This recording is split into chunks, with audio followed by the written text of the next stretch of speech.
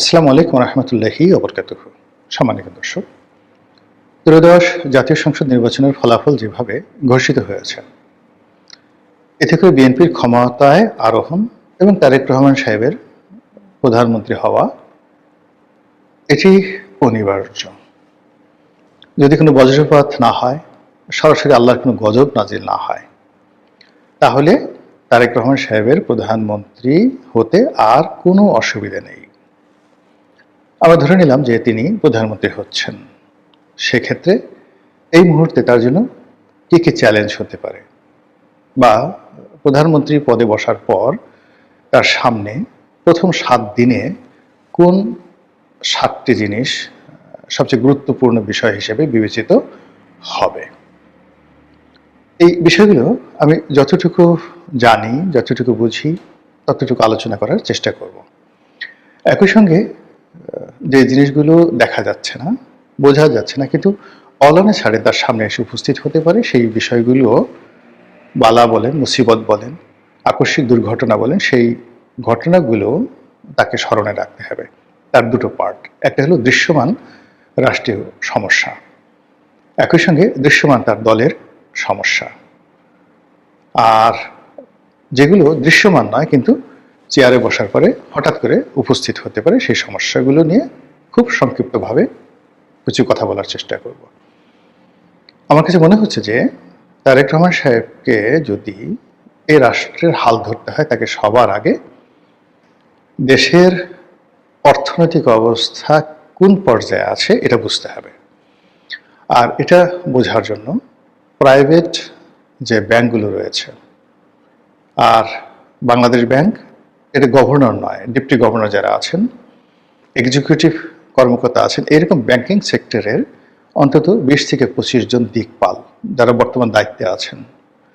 আর তার সঙ্গে সঙ্গে এখন দায়িত্বে নেই, কিন্তু ফাইন্যান্সিয়াল এক্সপার্ট ব্যাংকের সঙ্গে ছিলেন, কিন্তু মোটামুটি রিটায়ার্ড করেছেন বছর খানিকের মধ্যে। এরকম 30 জন লোকের সাথে 1 থেকে 1.5 ঘন্টা পরপর 3-4 দিন বৈঠক করে তাকে জানতে হবে যে এই মুহূর্তে টোটাল বিদেশি ঋণ কত, বাংলাদেশি ঋণ কত আছে ব্যাংকগুলোর কাছে, সরকারি কর্মকর্তা কর্মচারীদের বেতন হয় কিভাবে, এই বিষয়গুলো তাকে জানতে হবে। আর গত 17 মাসে কত হাজার কোটি টাকার মুদ্রা ছাপানো হয়েছে, এবং আগামী 6 মাস রাষ্ট্র পরিচালনা করার জন্য তাকে আরো কত নতুন মুদ্রা ছাপাতে হবে, এই বিষয়গুলো তাকে নোট নিয়ে মুখস্থ করতে হবে। এবং he must have his own financial plan. Governor কি বলল, তার অর্থমন্ত্রী কি বলল, এগুলো শুনলে হবে না। একেবারে জাস্ট ইব্রাহিম তারোরে, বুরকিনা ফাসোর ইব্রাহিম তারোরের মতো তার নিজের সিদ্ধান্ত নিতে হবে যে সে কত হাজার কোটি টাকা মুদ্রা ছাপাবে বা ছাপাবে না, ঋণ ব্যাংক থেকে নেবে কি নেবে না, বিদেশ থেকে ঋণ নেবে কি নেবে না। এগুলো একটা অর্থনীতি। 2 নম্বর হলো যে গত 17 মাসে মুদ্রার মান কত পার্সেন্ট কমেছে। প্রাথমিক হিসেবে 46% কমেছে। ইউনূস সাহেব ক্ষমতা আসার সময় টাকার মান যদি 100 টাকা থাকতো, এখন সেটির মান হয়ে গেছে 54 টাকা, 46 টাকা নেই।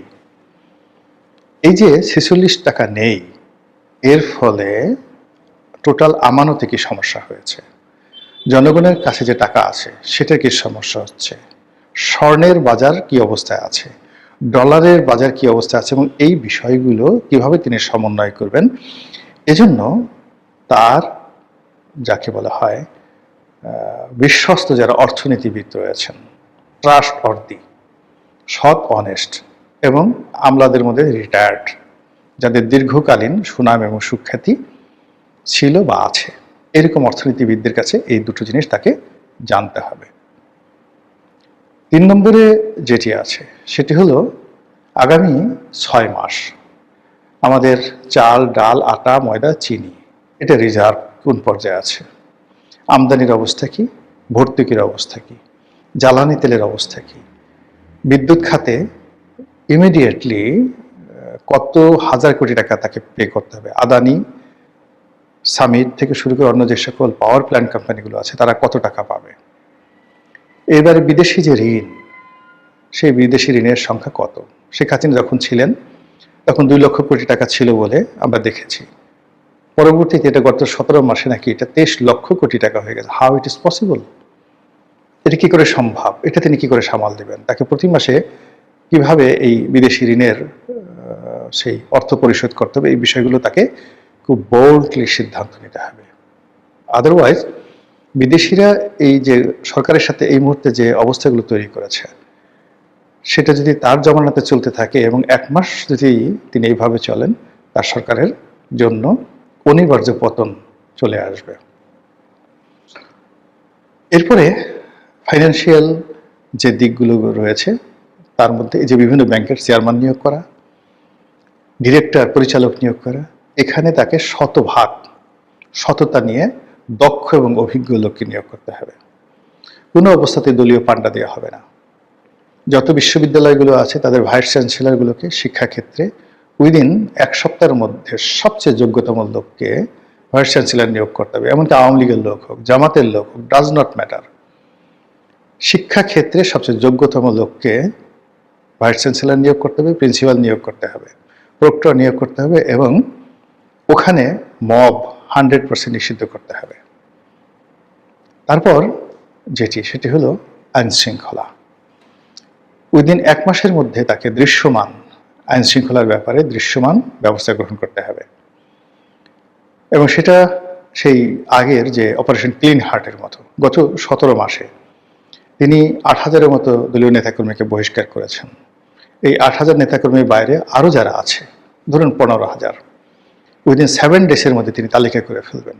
এই 15,000 লোকের মধ্যে দরকার হলে আলাদা জেলখানা বানিয়ে তিনি তার দলের এই অপরাধীদেরকে তিনি গ্রেপ্তার করাবেন, হোক তার আত্মীয় আপনজন। আর এই কাজটি যদি তিনি করতে পারেন, সারা বাংলাদেশ তাকে মাথায় করে রাখবে। আর এই কাজটি করতে যদি ন্যূনতম তিনি গাফিলতি করেন, অলসতা দেখান, তাহলে সর্বনাশ ঘটে যাবে। আরেকটি হলো তিনি লন্ডন থেকে যে গ্রুপটি নিয়ে আসছেন, সেই গ্রুপের সঙ্গে যারা বাংলাদেশে গত 17 বছর ধরে কষ্ট করেছেন, তারপরে ত্যাগ তিতিক্ষা প্রমাণ দিয়েছেন, জীবন তছনছ করে দিয়েছেন দলের জন্য, তাদেরকে মূল্যায়ন করতে হবে এবং কোনো অবস্থাতেই তার লন্ডনে গ্রুপ দ্বারা যেন দলের পরীক্ষিত নেতাকর্মীরা লাঞ্ছিত না হন, অপমানিত না হন, এই কাজটি করতে হবে। আর তার ক্যাবিনেট থাকবে, মন্ত্রিপরিষদ থাকবে, তিনি তার মতো করে করবেন, কিন্তু তার একটা কিচেন ক্যাবিনেট থাকতে হবে এবং সেই কিচেন ক্যাবিনেটে পরীক্ষিত তিনি যাদের মনে করবেন যে ভালো মানুষ, ভালো মানুষ মানে চোটটা না, তারপরে ধর্ষণকারী নয়, দুর্নীতিবাজ নয়, মদখোর নয়, লেখাপড়া জানেন শুধুমাত্র অক্সফোর্ড হার্ভার্ডে না, মানে সত্যিকার অর্থে লেখাপড়া জানেন। আবার লেখাপড়া জানেন কিন্তু দাঁত মাজেন না, লেখাপড়া জানে কিন্তু মাথার চুল আঁচড়ান না, লেখাপড়া জানেন মুখ দিয়ে গন্ধ আসে, বগল দিয়ে গন্ধ আসে, পা মানে জুতার দিকে তাকালে বমি আসে। এরকম জ্ঞানী গুণীকে দিয়ে তারেক রহমান সাহেবের কিচেন ক্যাবিনেট হলে চলবে না। তাকে কেতাদুরস্ত বারাক ওবামার মতো স্মার্ট লোক লাগবে, মানে যার সেটা ধারণ, মানে কথা, শিক্ষা, পোশাক আশাক এবং পারিবারিক জীবন সব মিলিয়ে বারাক ওবামাকে যদি আমরা আদর্শ মানুষের ভিতরে এইরকম কিছু লোক তার লাগবে তার কিচেন ক্যাবিনেটে, বিভিন্ন বয়সের 10 থেকে 12 জন। আদারওয়াইজ তার যে অপূর্ণতা রয়েছে, তিনি 17 বছর দেশের মধ্যে ছিলেন না, টেকনোলজিক্যাল তার যে জ্ঞানের অপূর্ণতা থাকতে পারে, অর্থনীতির ব্যাপারে থাকতে পারে, রাজনীতির ব্যাপারে থাকতে পারে, এটা তার সেই কিচেন ক্যাবিনেট অনেকটা সম্রাট আকবরের 9 জুয়েলসের মতো, এরকম তার 9-10 জন জুয়েল লাগবে। আর মন্ত্রী পরিষদে যারা মন্ত্রী হবেন তারা তো দলের মধ্যে থেকে হবেন, তারা তাদের মতো অর্ডিনারি কাজ করবেন, কিন্তু তার কিচেন ক্যাবিনেটটা অত্যন্ত স্ট্রং হবে। এবং শেখ হাসিনা যে 15 বছর টিকে ছিলেন, তার কিন্তু অত্যন্ত স্ট্রং একটা কিচেন ক্যাবিনেট ছিল। সেখানে এসটি ইমাম, মশিউর রহমান সাহেবের মতো মানুষ, মানে বিখ্যাত বিখ্যাত সব যারা ঝানু লেখাপড়া যারা মানুষ, তারা কিন্তু ছিলেন সামরিক বেসামরিক লোকজন। তারও কিন্তু এরকম লাগবে। এবং এখন যারা আছে, তার আশেপাশে যারা আছে, এই কিচেন ক্যাবিনেটে মেম্বার হতে পারেন এরকম একজন লোককেও আমার পছন্দ হয় না। ফলে এই সমাজ থেকে তাদেরকে বের করতে হবে। অথবা যে সমস্ত লোক বিদেশে টাকা খেয়ে বিরাট একটা ভুঁড়ি আছে, বড় বড় কথা বলে, টাকা দিলে কথা উল্টে যায়, এরকম লোকজন যারা ডক্টর ইউনূস সাহেবকে ডুবিয়েছেন, বিভিন্ন রিপোর্ট করার নাম করে টাকা নিয়েছেন, তাদের কাছ থেকে তাকে দূরে থাকতে হবে। এগুলো হলো তার নর্মাল কাজগুলো। আর বিপদ আপদ আসতে পারে, সেটা হলো যেটা এই যে প্রথমেই যেটা হবে, সরকারি যারা আমলা কামলা আছেন তাদের বেতন বৃদ্ধি করা হয়েছে, প্রস্তাব করা হয়েছে, এটি বাড়ানোর জন্য দাবি করা হবে।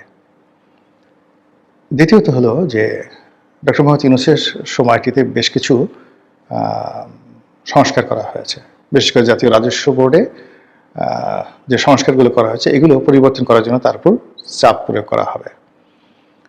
জুডিশিয়ারিতে কিছু সমস্যা হয়েছে, সেগুলো নিয়ে তাকে সিদ্ধান্ত নিতে হবে। আওয়ামী লীগের ব্যাপারে তাকে সিদ্ধান্ত নিতে হবে রাজনৈতিকভাবে। কোনো রকম বোগাস কথাবার্তা, তার কোনো লোক বলা যাবে না তার অনুমতি ছাড়া। তিনি যদি আওয়ামী লীগকে নিষিদ্ধ করতে চান, আওয়ামী লীগের উপর স্টিম রোলার চালাতে চান, তাদের উপর যে অত্যাচার করানো হয়েছে ঠিক একই অত্যাচার করতে চান, তো সেটা তাকে সম্মিলিতভাবে ওটার উপর স্থির থাকতে হবে। কোনো দোদুল্যমানতা নাই। শেখ হাসিনা যেমন একেবারে বিএনপিকে শেষ করবেন, তারপর জামাতকে শেষ করবেন, সেই ব্যাপারে তিনি ডিটারমাইন্ড ছিলেন, তাকে কনফিউজ করা যায়নি। তো তাকেও এই ব্যাপারে সিদ্ধান্ত নিতে হবে আওয়ামী লীগের ব্যাপারে তিনি কি করতে চান। তিনি যদি আওয়ামী লীগকে রিফাইন করতে চান, এস্টাবলিশ করতে চান, অথবা নিষিদ্ধ করতে চান, যে কোনো একটা ব্যাপারে তাকে আওয়ামী লীগের ব্যাপারে খুব স্ট্রং একটা সিদ্ধান্ত নিতে হবে, হোয়াট এভার মেবি। কিন্তু দোদুল্যমানতা সৃষ্টি হলেই তিনিও শেষ হবেন, তার দলও শেষ হয়ে যাবে। এর বাইরে ক্ষমতাসীন দল, তার দলের মধ্যে অন্তর্দ্বন্দ্ব, অন্তর্কলহ, যেটা 1991 সালে ছিল, সত্তরের সরকারে ছিল, এমনকি শহীদ প্রেসিডেন্ট জিয়াউর রহমানের সরকারে ছিল। মন্ত্রীদের মধ্যে 2-3টা গ্রুপ ছিল, এবং এই যে তার ক্যাবিনেটে যদি 2-3টা গ্রুপ হয়ে যায় এবং এরা যদি সকাল বিকাল সমালোচনা করে এবং তাহার কাজে বাধা সৃষ্টি করে, তার ফেল হতে সময় লাগবে না। অন্যদিকে তার এমার্জেন্সি ফান্ড লাগবে। সামনে কালবৈশাখী ঝড় আসবে, বর্ষাকাল আসবে, এই সময়টাতে প্রধানমন্ত্রীর ত্রাণ তহবিল বলতে গেলে খালি, ব্যাংকগুলো খালি। ফলে এখানে জরুরি ভিত্তিতে তার অর্থ লাগবে, বিত্ত লাগবে। সেই বিষয়গুলো যদি তিনি ঠিক একেবারে বুলেটিন আকারে 2 সপ্তাহের মধ্যে, চেয়ারে বসার 2 সপ্তাহের মধ্যে তার সিদ্ধান্ত তিনি গ্রহণ না করতে পারেন, আর 1 মাসের মধ্যে যদি তার কর্মের সফলতা দেখাতে না পারেন, তাহলে তার অবস্থা ডক্টর মোহাম্মদ ইউনূসের মতো হবে। আশা দেখাবেন, তারপরে স্বপ্ন দেখাবেন, কিন্তু শেষমেশ জনগণ বিক্ষুব্ধ হয়ে যাবে এবং বলবে যে এই লাউ সেই কদু, আগেই ভালো ছিলাম। মানে তখন তাকে যে এই লাউ সেই কদু মানে ডক্টর মোহাম্মদ ইউনূসের সঙ্গে তুলনা করা হবে। আর আগেই ভালো ছিলাম মানে আওয়ামী লীগের আমলে ভালো ছিলাম। তো কাজেই এই যে সুযোগ, অবারিত একটা সুযোগ আসছে, এই সুযোগটি তিনি কাজে লাগাবেন, ভালোভাবে কাজে লাগাবেন এবং সফল হবেন, দেশ প্রগতির দিকে আগাবে, এটাই প্রার্থনা। আসসালামু আলাইকুম ওয়া রাহমাতুল্লাহি ওয়া বারাকাতুহু।